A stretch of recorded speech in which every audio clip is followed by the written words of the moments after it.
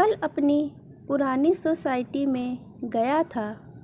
वहाँ मैं जब भी जाता हूँ मेरी कोशिश होती है कि अधिक से अधिक लोगों से मुलाकात हो जाए।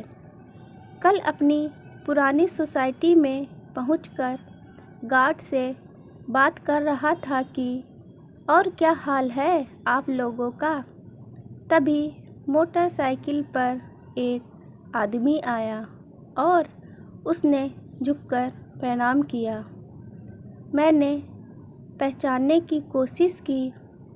बहुत पहचाना लग रहा था पर नाम नहीं याद आ रहा था। उसी ने कहा, भैया पहचाने नहीं, हम बाबू हैं बाबू, उधर वाली आंटी जी के घर काम करते थे। मैंने पहचान लिया, अरे ये तो बाबू है, सी ब्लॉक वाली आंटी जी का नौकर। अरे बाबू तुम तो बहुत तंदुरुस्त हो गए हो। आंटी कैसी हैं? बाबू हंसा। आंटी तो गई कहाँ गई? उनका बेटा विदेश में था, वहीं चली गई क्या? ठीक ही किया उन्होंने, यहाँ अकेले रहने का क्या मतलब था? अब बाबू थोड़ा गंभीर हुआ। उसने हंसना रोक कर कहा, भैया आंटी जी भगवान जी के पास चली गई। भगवान जी के पास? ओह। अब बाबू ने धीरे से कहा, 2 महीने हो गए। क्या हुआ था आंटी को? कुछ नहीं, बुढ़ापा ही बीमारी थी।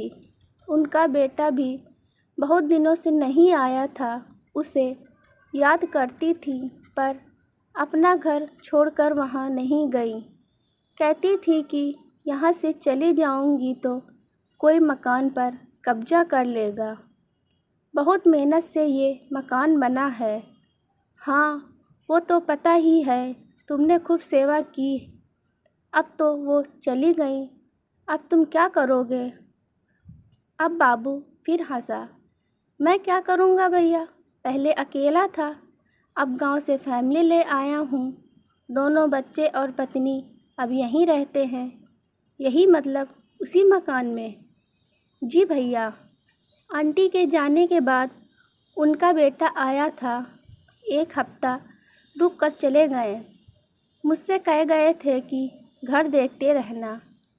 4 कमरे का इतना बड़ा फ्लैट है, मैं अकेला कैसे देखता? भैया ने कहा था कि तुम यहीं रहकर घर की देखभाल करते रहो। वो वहाँ से पैसे भी भेजने लगे हैं और सबसे बड़ी बात यह है कि मेरे बच्चों को यहीं स्कूल में एडमिशन मिल गया है। अब आराम से हूँ, कुछ काम बाहर भी कर लेता हूँ। भैया सारा सामान भी छोड़ गए हैं। कह रहे थे कि दूर देश जाने में कोई फ़ायदा नहीं है। मैं हैरान था।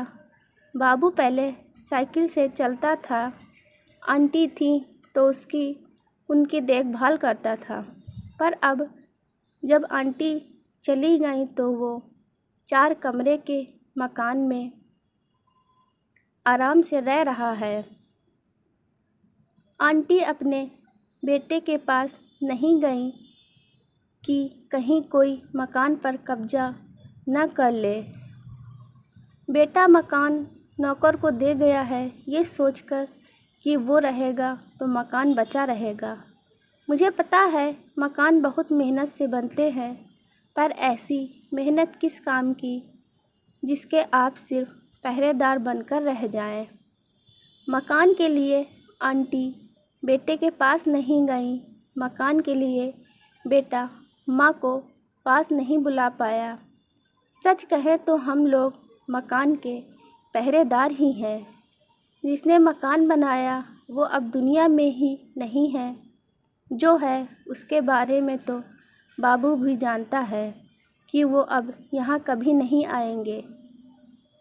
मैंने बाबू से पूछा कि तुमने भैया को बता दिया कि तुम्हारी फैमिली भी यहाँ आ गई है? इसमें बताने वाली क्या बात है भैया, वो अब कौन यहाँ आने वाले हैं और मैं अकेला यहाँ क्या करता। जब आएंगे तो देखेंगे, पर जब माँ जी थी तो आए नहीं, उनके बाद क्या आना। मकान की चिंता है तो वो मैं कहीं लेकर जा नहीं रहा, मैं तो देखभाल ही कर रहा हूँ। बाबू फिर हंसा। बाबू से मैंने हाथ मिलाया। मैं समझ रहा था कि बाबू अब नौकर नहीं रहा, वो मकान मालिक हो गया है। हंसते हंसते मैंने बाबू से कहा, भाई, जिसने ये बात कही है, मूर्ख आदमी मकान बनवाता है, बुद्धिमान आदमी उसमें रहता है। उसे ज़िंदगी का कितना गहरा तजुर्बा रहा होगा। बाबू ने धीरे से कहा, साहब, सब किस्मत की बात है। मैं वहाँ से चल पड़ा था ये सोचते हुए कि सचमुच सब किस्मत की ही बात है। लौटते हुए मेरे कानों में बाबू की हंसी गूंज रही थी। मैं मकान लेकर कहीं जाऊंगा थोड़े ही, मैं तो देखभाल ही कर रहा हूँ। मैं सोच रहा था मकान लेकर कौन जाता है, सब देखभाल ही तो करते हैं। आज यह किस्सा पढ़कर लगा कि हम सभी क्या कर रहे हैं। ज़िंदगी के 4 दिन हैं, मिलजुल कर हंसते हंसाते गुजार लें, क्या पता कब बुलावा आ जाए, सब यहीं धरा रह जाएगा और अंत में मैं मकान लेकर कहीं जाऊंगा थोड़े ही।